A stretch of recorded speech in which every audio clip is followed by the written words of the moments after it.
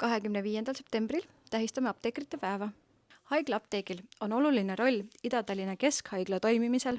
Seega Tähelepanu, tegemist on loodetavasti hea naljakatsega.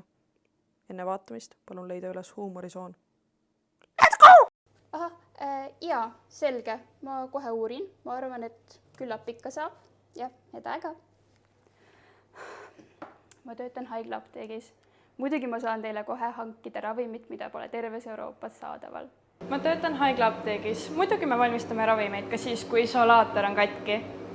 Ma töötan haigla apteegis. Muidugi ma viin kohe läbi uue riigihanke, kui teile mingi hanketoode ei meeldi. ma töötan haigla apteegis.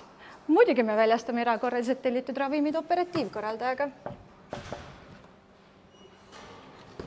Palun!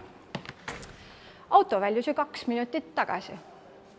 Mina töötan haigla apteegis. Muidugi ma seletan korra nädalas, miks me probiootikumi haiglas ei kasuta.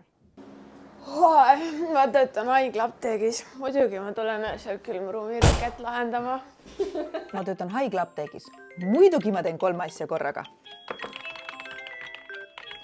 Apteek üle kuuleb. Ma töötan haigla apteegis. Muidugi me valmistame reedel 3:30 ravimeid, millest me mitte midagi kuulnud ei ole.